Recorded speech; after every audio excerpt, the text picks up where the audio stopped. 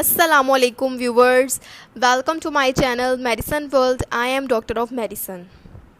Viewers, आज हम discuss करेंगे कि हम अपने इम्यून सिस्टम को किस तरह से स्ट्रॉन्ग बना सकते हैं। वो कौन सी ऐसी नेचुरल फूड्स हैं जिनको हम अपने डाइट में इस्तेमाल करके अपने इम्यून सिस्टम को स्ट्रॉन्ग कर सकते हैं।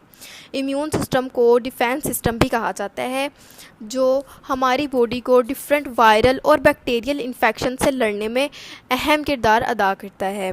वो लोग जिनकी क़ुव्वत मुदाफ़त यानी इम्यूनिटी स्ट्रॉन्ग होती है, वो बहुत से इन्फेक्शन से आसानी से लड़ सकते हैं। उनके बरक्स वो लोग जिनकी क़ुव्वत मुदाफ़त यानी इम्यूनिटी कमज़ोर होती है, वो बहुत जल्द इन वबाओं का शिकार हो जाते हैं, जैसे कि वायरल और बैक्टीरियल इन्फेक्शंस। क्योंकि अगर हमारा इम्यून सिस्टम स्ट्रॉन्ग है तो बहुत सी बीमारियाँ जैसा कि नज़ला, ज़ुकाम, खांसी वगैरह ख़ुद ब खुद दवाई खाए बगैर ही ठीक हो जाते हैं। लेकिन अगर इम्यून सिस्टम कमज़ोर है तो मामूली बीमारी भी बहुत नुकसान पहुंचा सकती है। अब मैं उन नेचुरल फूड्स का यूज़ बताऊंगी जिनसे आप अपना इम्यून सिस्टम स्ट्रॉन्ग करके मुख्तलिफ़ बीमारियों से बच सकते हैं।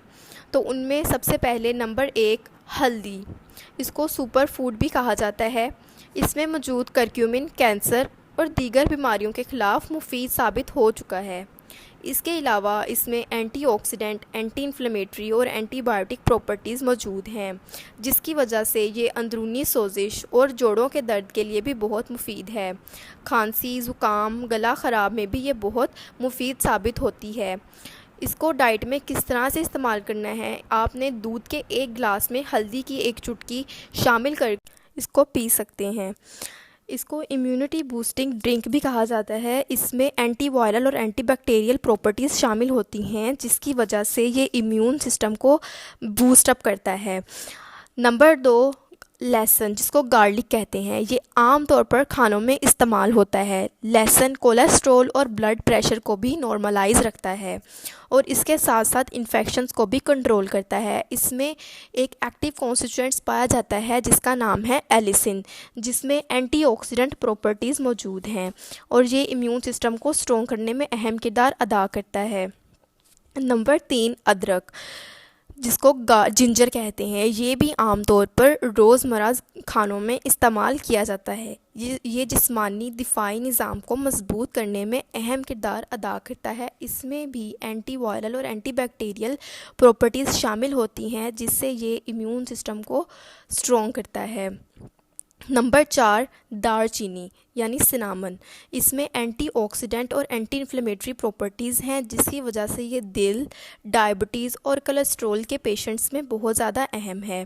दालचीनी में एंटी इन्फ्लेमेटरी प्रॉपर्टीज़ हैं, जिससे ये हमारे इम्यून सिस्टम को स्टिमुलेट करती है, हमारे इम्यून सिस्टम को स्ट्रॉन्ग बनाती है।